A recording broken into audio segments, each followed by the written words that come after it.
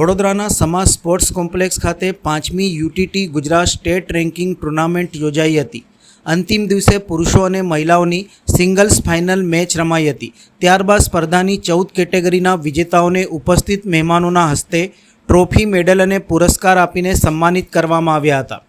વડોદરાના સમા સ્પોર્ટ્સ સંકુલ ખાતે યોજાયેલ 5મી Gujarat ranking table tennis tournament 2025નો સમાપન સમારોહ સંપન્ન થયો હતો, જેમાં મુખ્ય અતિથિ તરીકે વડોદરા શહેર પોલીસ કમિશનર નરસિમ્હા કુમાર, ટીટીએબીના પ્રમુખ અને પૂર્વ સાંસદ જયાબેન ઠક્કર, ટીટીએબીના માનસ સચિવ કલ્પેશ ઠક્કર, સમા સ્પોર્ટ્સ સંકુલના સીઈઓ રોહન ભણગે સહિતના મહાનુભાવો ઉપસ્થિત રહ્યા હતા।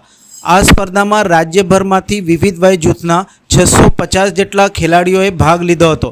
અંતિમ સ્પર્ધા બાદ દરેક કેટેગરીના પુરુષ અને મહિલા વિજેતા ખેલાડીઓને ઉપસ્થિત મહાનુભાવોના હસ્તે મેડલ, ટ્રોફી અને પુરસ્કાર સહિત પ્રમાણપત્રો આપવામાં આવ્યા હતા।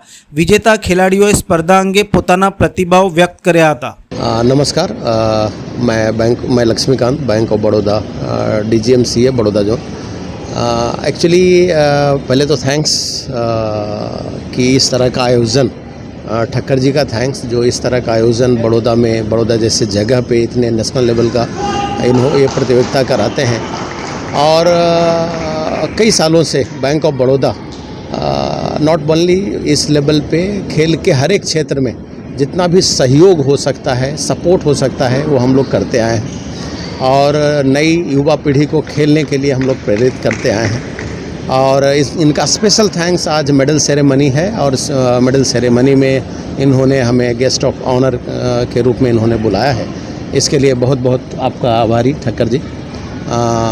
और बैंक ऑफ बड़ौदा इस तरह के हर एक अच्छे आयोजन को आगे भी सपोर्ट करता रहेगा। जी कल भाई, आज UTT 5th Gujarat state ranking table tennis टूर्नामेंटનું પૂર્ણાવતી સમારંભ થઈ ગયો।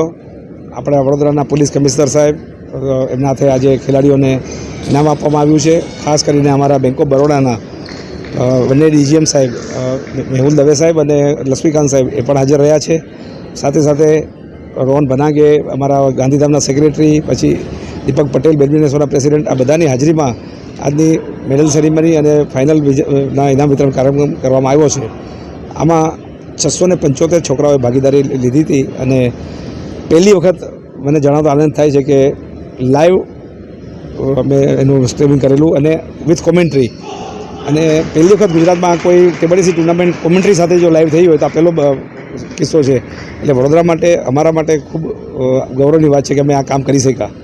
बड़ौदा टेबल टेनिस एसोसिएशन द्वारा 5th Gujarat state ranking table tennis tournament 2025નું આયોજન સમા ઇન્ડોર સ્ટેડિયમ ખાતે થઈ છે। આમાં 650થી વધારે ગુજરાત સ્ટેટના જુદા જુદા વિસ્તારમાંથી, શહેરોમાંથી ભાગ લેવા માટે આવેલા છે। આજે આ ટુર્નામેન્ટનું પૂર્ણાવતિ થાય છે અને રેન્કિંગ પણ ડિક્લેર થઈ રહ્યું છે। આ પ્રકારના ટેબલ ટેનિસ ઇવેન્ટ વારંવાર વડોદરા શહેરના આ સ્ટેડિયમમાં આયોજન થઈ રહ્યું છે। વડોદરા શહેરવાસીઓ માટે, જે સ્થાનિક પ્રતિભાઓ માટે, ટેલેન્ટ્સ માટે આ એક ફેન્ટાસ્ટિક ઓપોર્ચ્યુનિટી કહેવાય। આ નેશનલ રેન્કિંગ ધરાવતા, ઇન્ટરનેશનલ રેન્કિંગ ધરાવતા ખેલાડીઓ અહીંયા આવીને રમે, એમના આખા ટુર્નામેન્ટ પણ 3 દિવસના ટુર્નામેન્ટને પણ લાઈવ ટેલિકાસ્ટિંગ પણ કર્યું છે।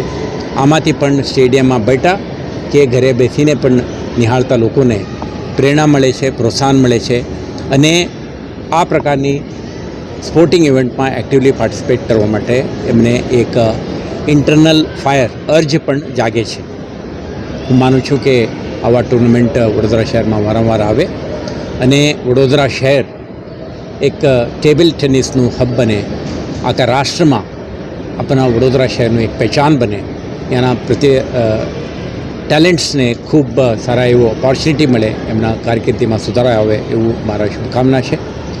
જયાબેન ઠક્કર અને એમના આખા ટીમે આવા ટુર્નામેન્ટ વારંવાર વડોદરા શહેરમાં લાવવા માટે ખૂબ પ્રયાસો કરે છે અને નેશનલ, ઇન્ટરનેશનલ સ્ટાન્ડર્ડથી આયોજન કરીને આપણા આખા શહેરનું ગરિમાને અને આપણા પ્રતિષ્ઠાને વધારે છે। તો એમના આખા ટીમને ખૂબ ખૂબ અભિનંદન, અને અહીંયા વિજેતા તમામ ખેલાડીઓને પણ આપણા તરફથી વ્યક્તિગત રીતે અને આખા આયોજકો તરફથી અને શહેરજનો તરફથી પણ દરેકને ખૂબ ખૂબ અભિનંદન પાઠવું છું।